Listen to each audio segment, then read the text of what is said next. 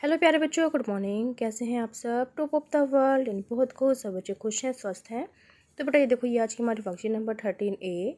तो सभी बच्चे वर्कशीट शुरू करने से पहले चैनल को सब्सक्राइब कर लीजिए, बेल आइकन को दबा लीजिए ताकि आगे आने वाली वीडियो का नोटिफिकेशन आपको तुरंत मिल जाए। तो बेटा ये आज की हमारी वर्कशीट है। आपको पता है हम पहले क्या करना है। सबसे पहले विद्यार्थी का नाम, बच्चे अपना नाम लिखेंगे। यहाँ लिखेंगे अपने शिक्षक शिक्षिका का नाम। ये हमारे कक्षा 5 के बच्चों के लिए वर्कशीट है। यहाँ लिखेंगे अपना सेक्शन A, B या फिर C, जो भी आपका सेक्शन हो।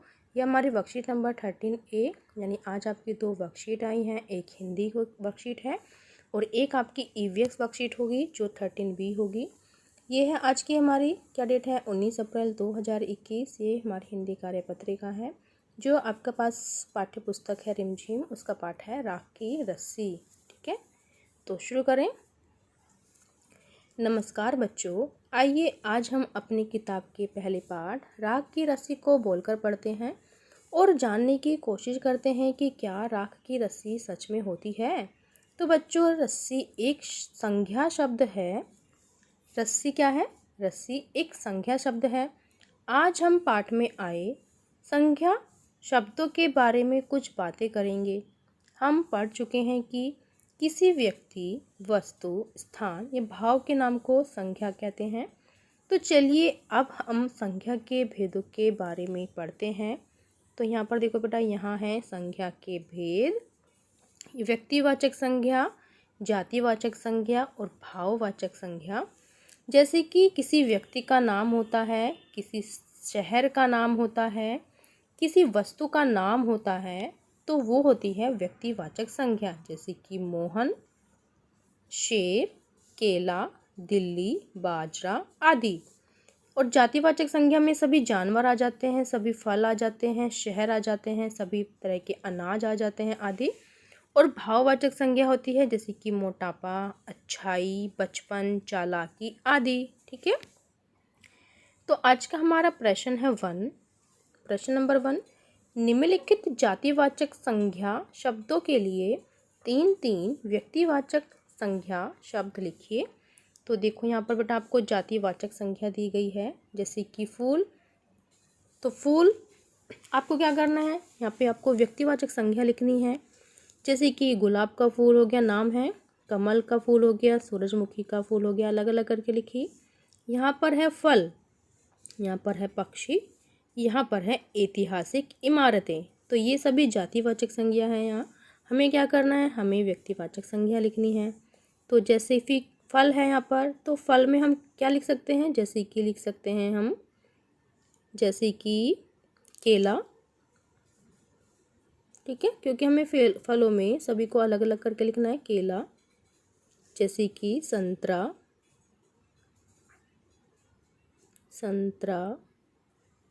जैसे कि पपीता, सेब,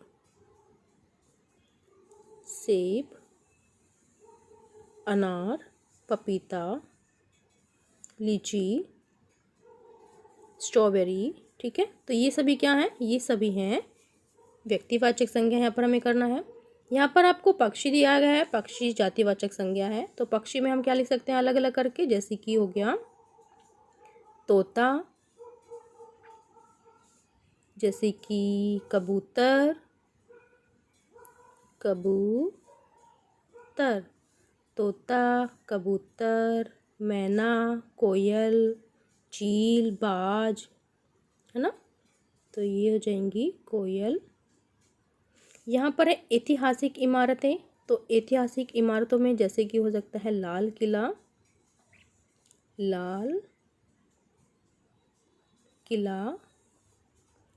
जैसे कि ताजमहल,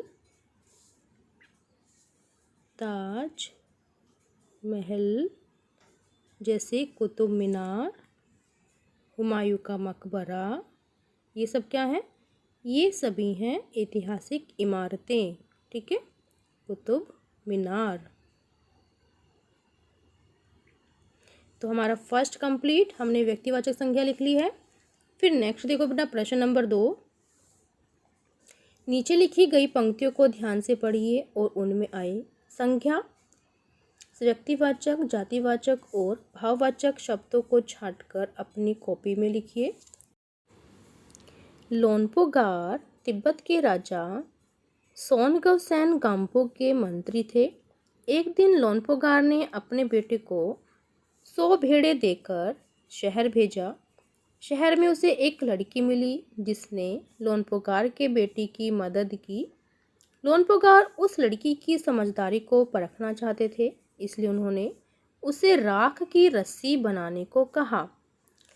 लड़की ने अपनी समझदारी से राख की रस्सी बना दी। लड़की की समझदारी के आगे उनकी चालाकी धरी रह गई।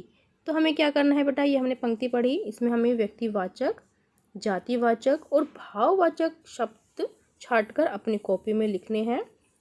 ठीक है, तो जैसे कि यहाँ पर व्यक्तिवाचक संख्या लिखेंगे। पहले यहाँ पर लिख देते हैं व्यक्तिवाचक,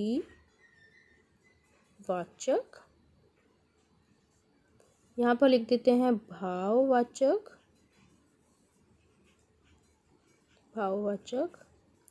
अपने कॉपी में ऐसे लिखेंगे। यहाँ पर लिख देते हैं जातिवाचक। ठीक है, जातिवाचक, तो छांटते हैं। देखिए यहाँ पर लोनपोगार लिखा है। लोनपोगार एक नाम है जो व्यक्तिवाचक संज्ञा में आएगा। लोनपोगार व्यक्तिवाचक संज्ञा में आएगा। ठीक है, फिर यहाँ पर देखिए तिब्बत, तिब्बत जगह का नाम है, तो ये भी व्यक्तिवाचक में आ जाएगा, तिब्बत। ओके, यहाँ पर देखो राजा, राजा क्या है, जातिवाचक संज्ञा में आ जाएगा, तो यहाँ पर हम जातिवाचक में लिखेंगे राजा। फिर नेक्स्ट देखो बेटा, यहाँ पर लिखा है सोनगवसेन गाम्पो। ठीक है, सोनगवसेन ये क्या है, नाम है। सोनगवसेन ये भी एक व्यक्तिवाचक का नाम, यहाँ पर लिख देंगे, संज्ञा है व्यक्तिवाचक, सोनगवसेन,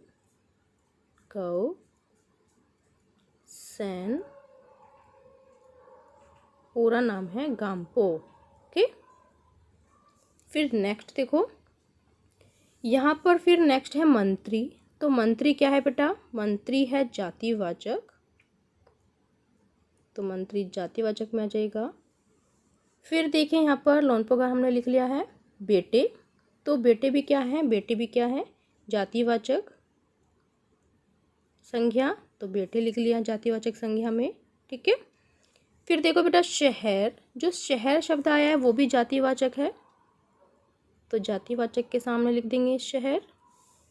फिर जो लड़की शब्द आया है, लड़की, वो भी क्या है, जातिवाचक है, तो यहाँ पर लिख देंगे लड़की जातिवाचक में। फिर देखें यहाँ पर बेटे हमने लिख लिया, लोनपोगार भी हमने लिख लिया है, लड़की लिख ली है। समझदारी, जो समझदारी यहाँ शब्द आया है वो क्या है, भाववाचक। ठीक है, यहाँ पर लिखेंगे समझदारी, भाववाचक के सामने परखना चाहते थे, इसलिए उन्होंने उसे राख की रस्सी बनाने को कहा। लड़की ने अपनी समझदारी से राख की रस्सी बना दी। लड़की की समझदारी के आगे उनकी चालाकी, तो यहाँ पर जो चालाकी शब्द आया है वो भी क्या है, भाववाचक है। तो ये देखो बेटा, हमने पंक्ति को पढ़ा और जितने भी संज्ञा शब्द थे हमने उनको छांटकर व्यक्तिवाचक, भाववाचक और जातिवाचक संज्ञा में लिख दिया। ओके, फिर नेक्स्ट क्या है देखते हैं। अभिभावकों के लिए सुझाव, अपने आसपास की वस्तुओं, व्यक्तियों के नाम बोलिए व बच्चे से खेल खेल में पूछिए कि ये नाम व्यक्तिवाचक संज्ञा है या जातिवाचक संज्ञा। कोविड-19 के दौरान अपेक्षित व्यवहार, अपने हाथों को साबुन व पानी से नियमित रूप से धोइए। तो बेटा ये थी आज की हमारी वर्कशीट, सभी बच्चे इसका रिप्लाई करेंगे। मिलते हैं कल नई वर्कशीट के साथ। आपका दिन शुभ हो। Have a nice day. Bye bye बेटा। वीडियो को लाइक कीजिए, सभी दोस्तों के साथ शेयर कीजिए। Thank you, bye bye.